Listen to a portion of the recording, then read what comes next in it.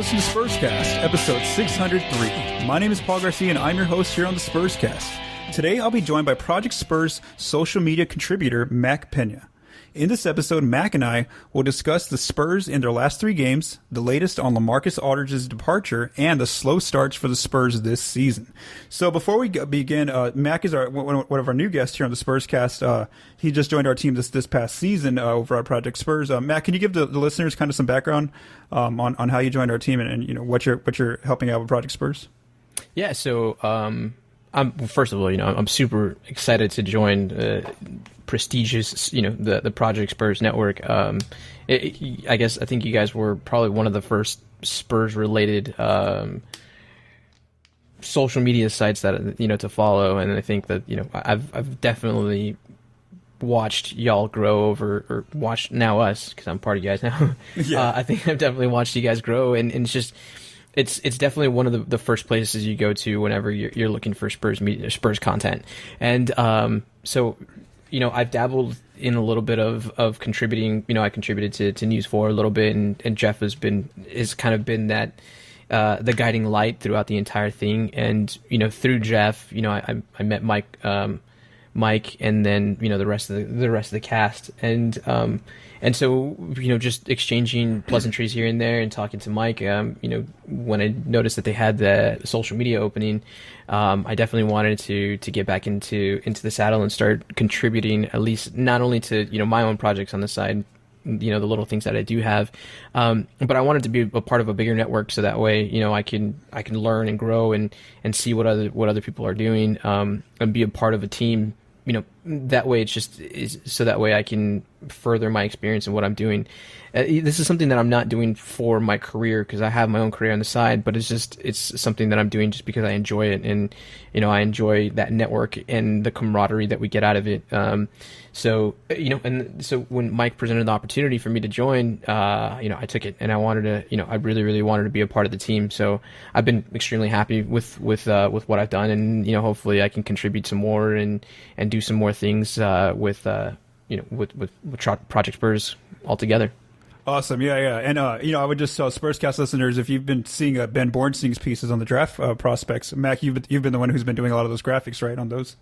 Yeah, I mean that's basically what I've been focused on right now. And then we'll do, sometimes it's either myself or Josh that are doing the live tweeting for the games. And that's been a fun interaction, like with the fans directly, just kind of keeping that going.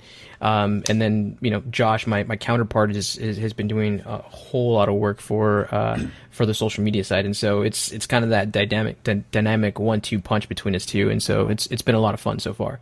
Awesome, yeah. So definitely check out his work, Spurscast listeners. Again, it's all over ProjectSpurs.com. If you look at a lot of our different graphics that we have up there, Mac's been contributed to those. And of course, if you follow us on the social media sites, you can see his work as well.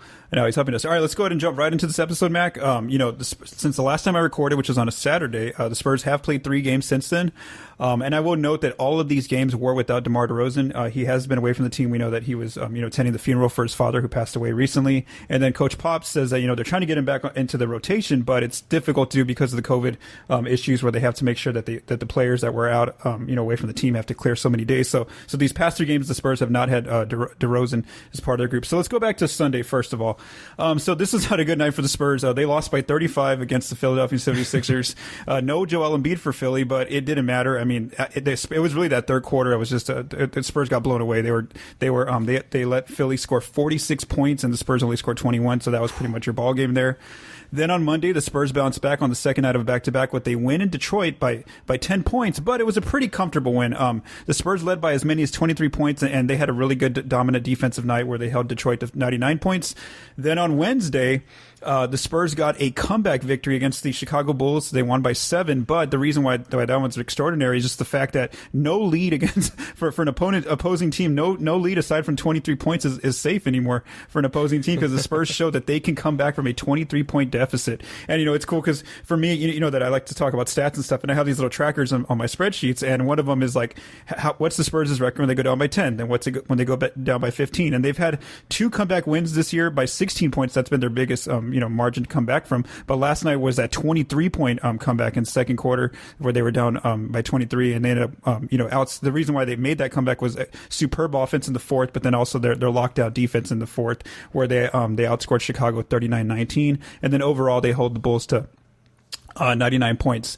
So, overall, through 37 games, the Spurs are 21-16, just barely past the halfway point of the season. They're still 7th place out west. They really haven't moved in the standings. Offense has pretty much remained the same, 20th on offense. Even without DeRozan, they're kind of just stalling out on offense. Nothing's been any progress. But defensively, they're still 9th overall. However, they've actually, without DeRozan, they've actually gone up to like 4th or 5th defensively. So kind of just give me some of your takeaways and some of your thoughts on these last 3 games. Yeah, I mean, I think overall we've seen that the Spurs can stay resilient even against these high-powered offensive teams. Like Detroit, obviously. Well, first, I guess we can start with the Sixers. Obviously, the Sixers are one of the best teams in the East, one of the best teams in the entire NBA. Even without Joel Embiid, who's potentially one of the MVP candidates, along with Harden and probably Chris Paul or something. That was just, I mean, they came back from, I believe that was the first game back from their COVID, not COVID, I'm sorry. Was that the first game back from? They had the game against the Mavericks before that, before All-Star break. Yeah. So it was like the second game back from the All-Star break. I mean, they were still trying to get in and everything. I think some of the guys were still out. So obviously that game wasn't very good. But we saw against the Pistons team and against the Bulls team how resilient this team is, and how high powered they can be themselves. So against the Pistons, and this Pistons team isn't like they're not a pushover team either. They beat some really good teams. I think they beat the Lakers, they beat the Clippers as well, and they beat the Nets as well. So it's like this Pistons team is no slouch, even though they're still struggling in their own conference, but they can still have some good games. And then against the Bulls were coming off of a few good wins, and it looked like their team was clicking, especially in the past few games that they had. Zach LaVine was dropping 30, 40 points, and he was just a scoring machine ever since his All-Star appearance. And then everybody else is contributing, like Satoransky, Thaddeus Young, and even Lauri Markkanen. They were all contributing, so this team looked really, really good coming into the game. Fortunately for the Spurs, I think they got them. That back-to-back really hurt the Bulls, because you started seeing it in the fourth quarter where the Spurs started locking them down a little bit more, and they had the fresher legs where they were able to make those defensive plays and the defensive stops. I think one of the big things that's everybody is starting to notice is that the Spurs are not very consistent, especially in the beginning stages of the game. Mm-hmm. They usually, they come out and they start really, really slow, and they usually get themselves in a 10-point deficit, and then they come back. It's usually the even frames that they do really, really well in. So like the second and the fourth quarter that they do well, and then for some reason the first and the third, it's just those slow starts really put them down. And it hurts them, and I think that contributes to some of their, the fact that they're 20th in offense, because they can't get going very well and consistently. But we did see that their defense was absolutely clamps come the fourth quarter against the Bulls, and that's why, that's exactly that ignited that fourth quarter run, and ultimately them winning was because of the fact that they locked down on defense. They started making the Bulls get their shots, in tough spots. And so, I think once they start figuring out, and I think a lot of this inconsistency can be contributed to the rotations, and the fact that, the lineups haven't been as consistent as some of these other teams have had, with DeRozan being out, with Aldridge being back and forth, and now ultimately, they said that they're going to either trade him or buy him out, with Derek White being out, and then all the COVID injury or the COVID rest that they had to, there's been a lot of hodgepodginess with this lineups, and so I think going into it, or hopefully the Spurs start peaking at the right moment. Hopefully they stay in contention for playoffs or even a play-in, one of the play-in seeds, and that way they can hopefully at that point start peaking at that point, not peak too soon.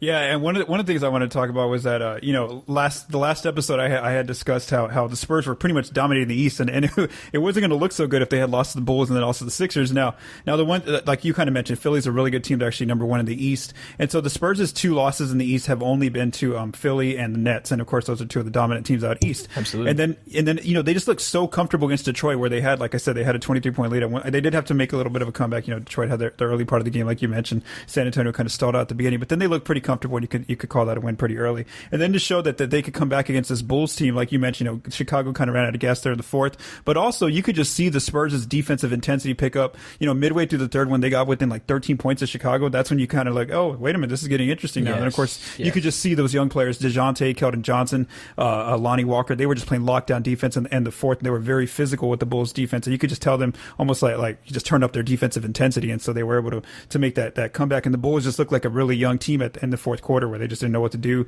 They were throwing passes all over the place. So yeah, so that's a good thing that you could see the Spurs make this comeback. And again, they've made several comebacks now. This is, I believe, their third comeback now over 16. Oh yeah, because it's 16, 16, now 23. So this shows that this team, despite not having a lot of shooting and despite having a lot of offensive issues, they're actually, when they lock down on defense, they can get themselves back into a ball game.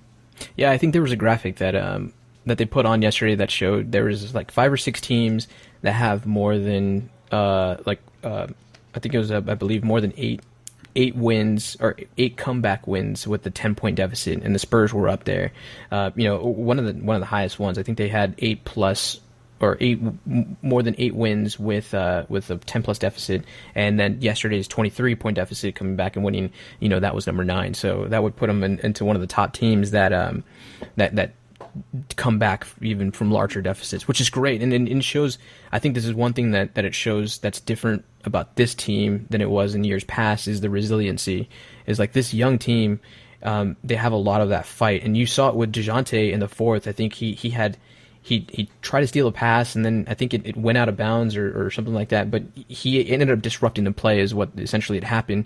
And then like they got a frame on him real quick, real tight, and you could see the emotion in his face, and he was like, let's go. And so it shows that one, he's taking that leadership role and being that front man, for the entire team. Mm-hmm. And 2, it's shown that this team is way different in the sense that they will continue to fight no matter what, no matter how far they're down, they'll continue to fight. And it's been a lot different from previous years, at least within the last couple of years, where we kind of saw this team would just kind of just fizzle out and not do anything, and it just looked like they got defeated. This year it's different. I mean, we've seen them come down. I mean, the Bulls is a perfect example. The entire game from the first to the third frame did not look good. It was just one of those games I was like, oh well, the Bulls are going to make everything. We can't stop them. It just seems like there's a lid on the rim for us, and it's just it's tough. But come that third quarter, at the end of that third quarter, they brought it within 10 or at least 13. I think it was something like that, something minimal, mm-hmm. or at least achievable, reachable, and yet, starting that fourth quarter, I think they went on like a 10-0 run, within the first like 2 or 3 minutes, and at that point, boom, it was all hands on deck, and you can see the intensity from Spurs, even the bench guys. So it was just it's an entirely different Spurs team that we're seeing this year as opposed to years past. Yeah, and just one more thing before we move on is, just each player has like their own like little like momentum, I guess, factor that they bring to the table when they're making these comebacks. For a segment there last night, you saw Jakob Poeltl have multiple plays on a possession, then Patty Mills hit a bunch of threes and get steals. You see, like you mentioned, Murray, Keldon Johnson had a swing. So it's just, again, they just have different players, whether they're starting or off the bench, who just really contribute and can make these comebacks happen. And again, we're going to discuss a little bit about these slow starts, because these are actually pretty consistent as well, and we'll get into that in a bit. So let's go ahead and update the listeners. Mac, on the LaMarcus Aldridge update on where he stands right now. So we do know, like you mentioned earlier, that they are going to try to trade him before the trade deadline on March 25th, or they're going to have to buy him out. So here's the latest reports. As of Thursday morning, which you and I are recording this on a Thursday evening, the latest news I've seen on LaMarcus today is Barry Jackson, the Miami Herald, said that he reported that the Heat actually wanted Rudy Gay or PJ Tucker, but the Spurs' asking price for Rudy Gay in a trade was too high for Miami to want to match. So Miami ended up this week trading trading for Trevor Ariza from Oklahoma City. So we did see again that the Heat wanted Rudy Gay, but they ended up moving on to Ariza because the Spurs was asking trade package was too much. The only thing they noted about Barry Jackson noted about LaMarcus was he says trade conversations involving the Spurs' LaMarcus Aldridge also went nowhere. So we see here that the Heat really can't put a package together right now for Aldridge. Some other news this past week since I last recorded. On Monday, Shams Charania wrote that he says that the Heat, the Celtics, and the Blazers would all want to try to work on signing LaMarcus Aldridge if he's bought out. But again, right now we're focused on seeing if the Spurs can trade him. Also on Monday, Sam Amick of The Athletic reported that he said 5 teams that are firmly in the mix for LaMarcus, and his sources do think that San Antonio can find a trade by the deadline day, which is March 25th. And then the last thing to note is that a week ago now, actually it's been over a week, Woj was one who reported, that he thought that from his sources that a deal could get done within the week. Well, now it's actually past a week. We've seen now a week go by, and LaMarcus is still in the Spurs. And like I mentioned, a lot of the trade rumors we've seen, there's really been no traction. It's been more so all the teams are pointing to the fact that they'd rather just have him bought out. So what have your thoughts been on some of these rumors and with 7 days to go before the deadline? I would love for the Spurs to get something in return. I know that there's some people out there that would rather they'd rather just say, hey, you know what, just buy him out, or just hold on to him. I mean, at this point you can't hold on to him, because the die has been cast already. You can't. I mean, they've already Pop has publicly come out and said we are going to trade him or find another home for him that's better suited for him and for him to play. So like at this point you can't keep him.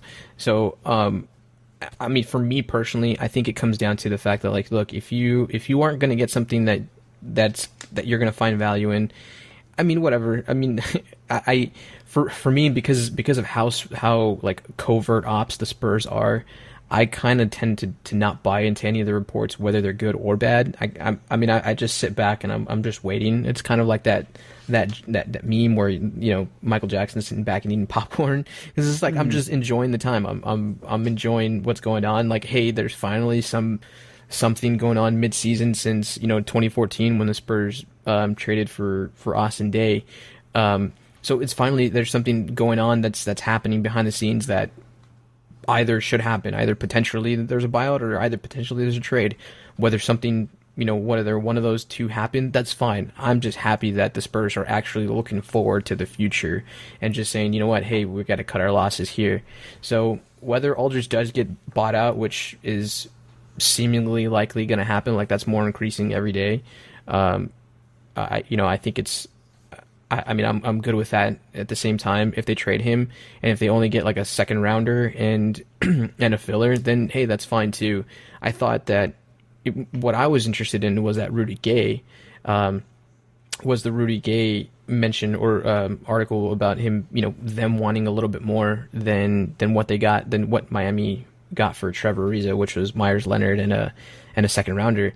I'm kind of surprised that the Spurs are valuing Rudy Gay for more than that. Now, I mean, I don't have Trevor Ariza's stats in front of me, but I don't think he's doing as well as Rudy, whether it's defensively or whether it's shooting wise. But I could be wrong. I think he's. I mean, I think Rudy Gay would play into their play style a lot better. But if the Heat didn't want him for whatever they were asking, I'm more interested in that. Like, hey, what were the Spurs asking for Rudy Gay that made the Heat say, you know what, that's too rich for my blood at this point right now, and whether or not that affected the whole LaMarcus Aldridge trade as well. Yeah, no. So I'm with you. I mean, I agree with you on 2 points here, and one of them was, just the fact that it's just really difficult to trade LaMarcus at this point. We talked about this on Saturday in detail about, just the different obstacles for why a trade is difficult. For one, it's a $24 million salary. One, the team that he's on right now couldn't even use him because he's a defensive liability. So, you're bringing him in only to give him more prominent role on your offense. So if you're a team, and then two is the third point is just that, it's tough because the Spurs just taking back players. You really need 3 players in any kind of package back contract for LaMarcus from most teams, and so that's difficult because the Spurs have to worry about trying to trade another player somewhere or waiving someone. Do they want to waive someone like Drew Eubanks? Well, no, because Eubanks is actually playing very well for them. So it's just really tough to move LaMarcus, and so I think that's why we see more reports leading toward the buyout. And we've seen more players that are probably going to get bought out as well. We saw Blake Griffin already get bought out. We might see Andre Drummond if the Cavs can't trade him as well. So I mean, just any player north of $20 million in salary. I mean, it's really tough to move these guys right now midway through the season. So I think that's why we don't see as much reports of packages being built between the Spurs and different teams.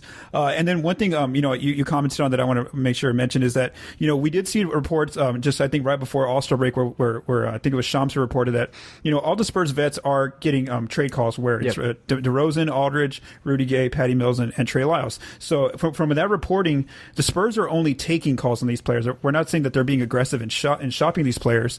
And I really think that the asking price is high for Rudy, Patty, and DeRozan. I think that if the Spurs are going to pull the trigger and trade any of those players, it has to be some sort of package where they're getting a better player for their team right now. Because I think that those three players are incremental for their playoff that they're trying to get into this year. And I could see them just staying competitive. And sure, they may lose those three players in the offseason if they go sign elsewhere. But I think that in order for them to move either of those three players, I think that it has to be a player or someone who's going to make their team currently better. So that's why I think maybe they did ask Miami for like an actual rotation player who Miami didn't want to give up right now.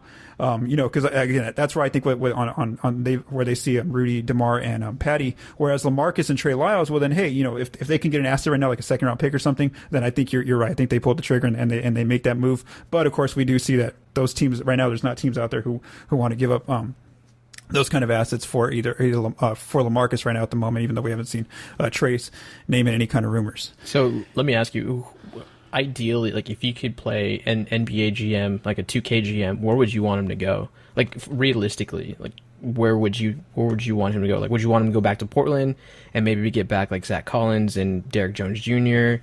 and somebody else? I mean, maybe Nasir Little or whatever, or would you want him to go to Boston and just get like a second round pick because they have that trade exception? I think even New York has a trade exception. I think. What are your thoughts on that? Like, where would you want to go? I mean, from the Spurs' perspective, I'd want to do any kind of deal where either you don't mess up your cap books for next season, where you have that $48 million in cap space, but maybe you get a second round pick at best. From the other team's perspective, it just depends on what they want to do. If there's a team that's desperate that's missed the playoffs multiple years, then I would try to put a package together to try to get LaMarcus. And even like Chicago was one of the teams on my list before last night's game, but then I saw Wendell Carter Jr. play well. I saw Lauri Markkanen. I saw Thaddeus Young, and those are some of those players. They look are the players altogether. That you have to put in to make his salary work. And I'm like, no, actually Chicago's actually better. I don't think this Bulls team would be that much better with LaMarcus. So again, I think it has to be a team that sees more value in him if they gave him a bigger role, where they let him do his post ups and still bring in his 3-point shooting, and they're okay with losing something on the defensive end, because that's really what a lot of teams are going to have to do, is sacrifice some defensive lapses if they bring in LaMarcus. So I don't know that there's a team out there, like I said, I could talk myself into a number of teams, and it just really depends on who values him at what kind of role on their team. And I think one of the hardest things about the Spurs, or any team trying to approach the Spurs and making trade, is a couple of things that Pop said. He said that, not said, but actually what he said, he's like, we're trying to find a team that LaMarcus is going to be, or that's going to be mutually agreeable between the both parties. And so we know from precedent, I don't think Pop and the front office are going to trade to any of the Western Conference teams. So that really, I mean, they might obviously, but from what we've seen in the past, they don't like to. So I think, you would have to send him somewhere to the East. And even then, like at that point, then we've seen reporting where some of these teams don't want to work with the Spurs because of the fact that they are the Spurs. And it just seems like the Spurs have, are blacklisted from making any trades because people don't like the fact that the Spurs are good. So it's a tough situation, and that's why I'm saying, I mean, for me personally, while I want a trade to happen, and I'd be good for a couple of fillers or a couple of fillers in a second rounder, at this point right now, it's just like, what, just do what you got to do, get him out. That he's going to that you want to do right by him because of what he's done for the organization. So hey, just buy him out and let him go somewhere else. Let him go to a contender if he wants to. I mean, because I'm pretty sure one of the LA teams are going to try to pick him up. Maybe the Celtics will try to pick him up, if they don't have to use that trade exception. I mean, there's going to be multiple people, if you buy him out, that are going to try to pick him up. Yeah, I don't know for sure, and if it's for a contender, then it's going to be like he's got to realize it's going to be a very similar role to what the Spurs were doing, bringing him off the bench, just getting some minutes against backup units and hope that he can win a game for you. Whereas if he signs with like a team that's kind of just barely on the cusp of getting into playoffs, and then maybe they can give him a larger role. So again, we'll kind of see what happens. And again, there's 7 days now before the trade deadline gets here. All right, so one other topic I want to discuss here is DeMar DeRozan. There was an interesting piece by Chris Haynes of Yahoo Sports where he reported something that really hasn't been catching any reports lately, and that's he says that though the Spurs aren't looking at trading DeRozan right now, that could change their stance if he and the Spurs can't come to an extension agreement before the trade deadline, which is in 7 days. Now, the interesting thing and why this is odd is because he reports that there's currently no dialogue as of Monday between the Spurs and DeRozan's camp on getting a trade, not a contract extension in place. And so, again, if there's no dialogue, but then it looks like this is not going to happen basically with 7 days left. The Spurs, since they do have his bird rights, they can re-sign him up to a 5-year deal, extension, at max if they wanted to. We don't think it would be that long, but that's what they are able to. And then it's also important to keep in mind that they will have his full bird rights this coming off season when he's a free agent. And so if he wanted to return to San Antonio and they wanted to re-sign him, well, then they could put a package together and they have his bird rights to do that. So what do you make of that latest report about trying to get a extension for DeRozan within these next 7 days, if not looking to trade him, which is, again, the timings here is very, very quickly approaching. I mean, for me, I'm in the camp that with the exception of a few players, and that's like maybe 3 players, everybody can be tradable. At this point, it's either like a full, let's go full young cast and see what they can get you and start that future starting lineup that's going to go into the next few seasons, or just run what you have and let those open up let those contracts expire. I would rather see the Spurs get something of value, whether even it be a low first rounder or a second rounder, and possibly somebody else that can help. Because at this point right now, like, you have the Spurs that are so front loaded in a guard position where you only have one ball and so many minutes and shots to go around from all these guards that are doing really, really well. Even though DeRozan has been arguably the best player on the team and the most consistent player on the team, we've seen the Spurs really, really become their at least their offense become stagnant because they don't have an initiator like DeMar. They don't have a playmaker like DeMar, and so would I pay him? If I was RC, and Brian Wright, would I pay him that extension money? It depends on who you're looking to get one in the draft and who you're planning to target in free agency. I think one of the things with DeMar is he has to have very specific people around him in order to make him successful, and those types of people that you need to address are going to be like a power forward that can do both defend and stretch the floor, which is there's very few of them. John Collins, Lauren Markkinen, Christian Wood. They're very specific prototypes of big men that can do that. And so if your plan is to re-sign DeMar, you better address those needs, and you better make sure you go for those specific types of players that will make DeMar successful. If your idea of like chasing maybe another guard or going for a center that's like a prototypical center and just stays and grabs rebounds, that's not going to work with DeMar's game. And I think we've seen it in Toronto, where he wasn't, not that he wasn't successful, but he was just always encountering LeBron and never got past LeBron. And so it's like, because he didn't have those specific personnel around him.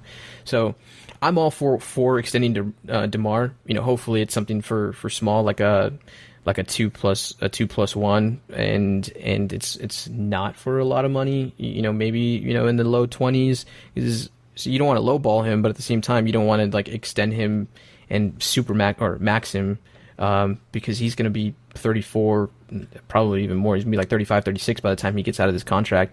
if they do max him. So it's like, do you want to pay a plus 30-year-old, $30 million plus dollars? And it's like, that's something that, when you still have Keldon that you got to re-sign, you still have Luka's going to come there and Lonnie's going to be there as well. Like, so for me, it's like, if you're not going to invest in bringing the proper personnel for DeMar, I would probably trade him and try to see what you can get. Now, the problem with that, again, is he's on an expiring contract, so people can wait until the offseason and just say, hey, let me just, we'll throw this season away and wait for DeMar to become a free agent, and that way, we can get him there and not have to give up any assets. But I think he's one of the most attractive free agents, or at least one of the most attractive trade assets right now. If the Spurs were to say, hey, you know what, we are fielding calls for them, I think people could definitely use his services right now, and also his leadership. So I think if you can, depending on what you can get, he's way more valuable to bring in some pieces than LaMarcus or Rudy Gay. Yeah, so on DeMar, it would. I don't think it's going to happen where he get an extension within these next 7 days. If he did get one, it would tell me that I'd probably think it's about a 2-year extension. I don't think it would be any longer than 2 years. Yep. I also think that it shows that the team is saying to themselves, okay, we've seen that these young guys, they're just not ready. Even if we give them a full season next year, well, they still need someone to create be that initiator. Well, then that's why. That's if they give him an extension these next 7 days. I think that's why they make it.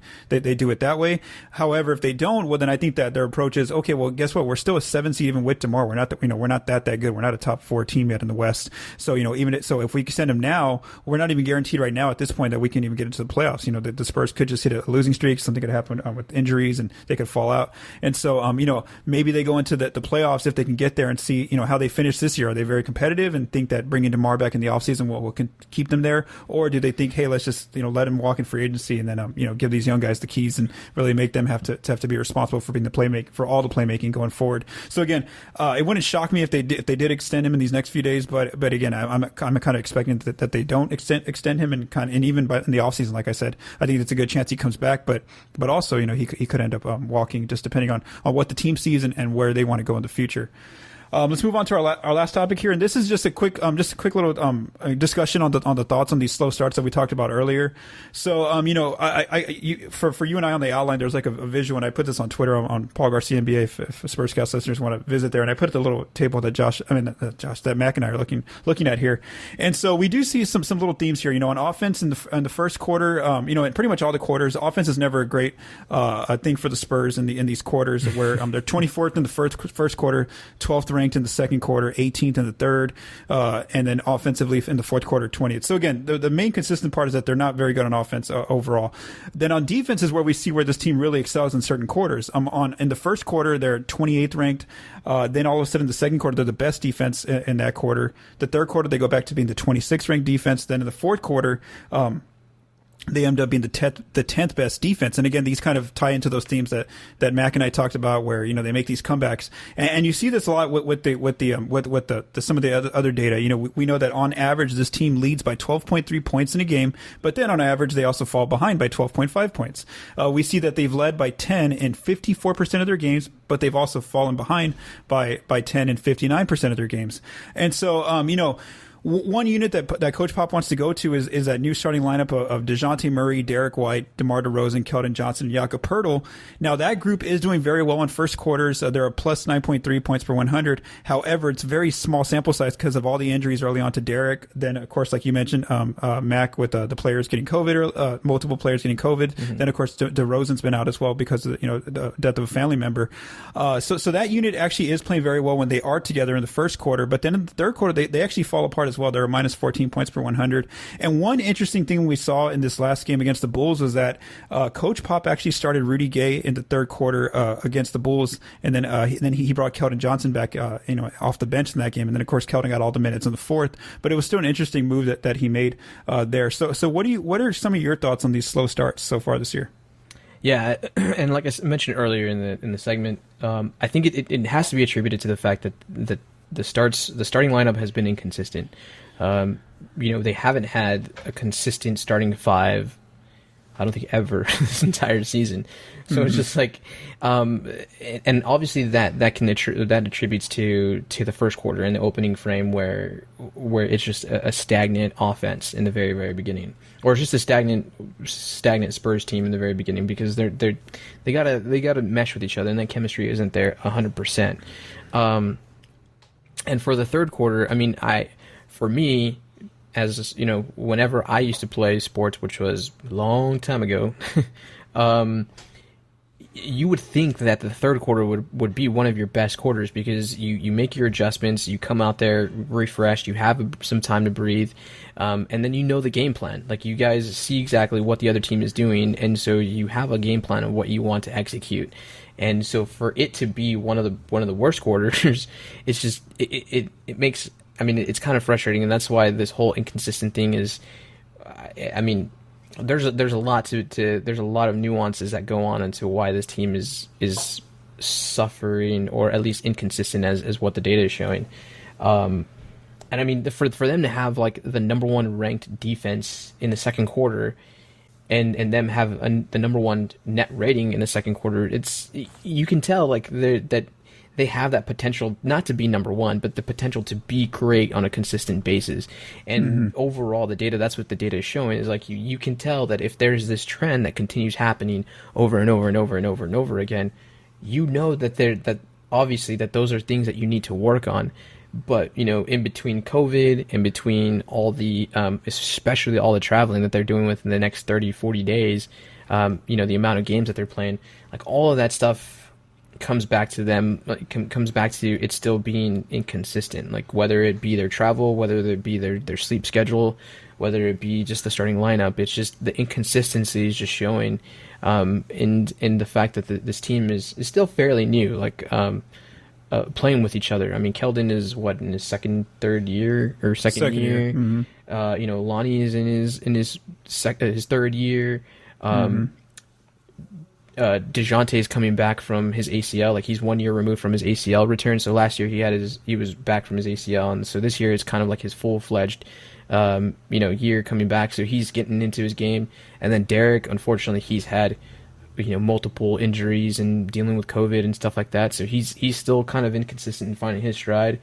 And Pirtle started off really, really slow, and now he's showing his aggression, he's showing his confidence, and so it's been really frustrating having these ups and downs and inconsistencies with the team. Whether it's staying healthy or whether it's out for personal reasons. I think all of that attributes to this. This, we can see it in numbers what's going on, and it's because of the fact that the team hasn't been complete 100%, or hasn't had that 100% consistency that they can rely on, these 8 guys consistently every single night, and it's tough. Yeah, and so I think from their approach to Spurs, I think they're going to continue to be patient and just see. They want more than 5 games of data to see exactly how the starting lineup does, and just they're going to continue this trend because we already know that Friday's game against the Cavs, DeRozan's going to be out again, so he won't even be back. So they'll probably start Lonnie again. It may be another slow start, but that's not the lineup that Pop eventually wants to go to. I think that after if they can get that group together for about 15 games, and then they see that this is still the same picture, well then maybe they look at making a change, and maybe it might be a player like Keldon going off the bench and maybe bringing in Rudy or somebody else. I think that they might need a little bit more size there, and that's kind of what you saw from Pop there. And Rudy's been one of the better defenders on this team this year, and different metrics. So again, I think that they're going to be patient for now. That you're still going to probably see the same theme where they start off slow, then they come back and then just basically like you said, odd quarters are bad for them, even quarters are good for them, and so we'll kind of see that trend continue. And again, we won't really see if they can make a big difference until DeRozan's actually able to join the team, and then you have to hope that everyone can stay 100% healthy, because that's been another part. Like you mentioned, Derek's been out for a long time this year, where he's barely gotten, I think, maybe like 12 games in this entire year. And so they just got to try to stay away from that injury bug and just try to remain as healthy as possible. And we'll see again what happens. But again, we do know that they have that capability of making those comebacks, because it's happening. Only 5% of their games they haven't been able to, where they haven't either been up or been down by 10. So it's kind of been a pretty consistent theme here for this team. All All right, so before we wrap up, don't forget to visit ProjectSpurs.com. Spurscast listeners, make sure you're visiting after each game. Steven Anderson continues to provide his analysis with his recaps. Ben Bornstein continues to get ready for the draft with the Spurs Prospect Watch, and we do know that the March Madness is on right now. His latest piece is over Herb Jones. And then, of course, with the trade deadline now 7 days away, we'll continue to write up any kind of rumors we hear or things like that and get you all prepared for that in the event that the Spurs do make a trade.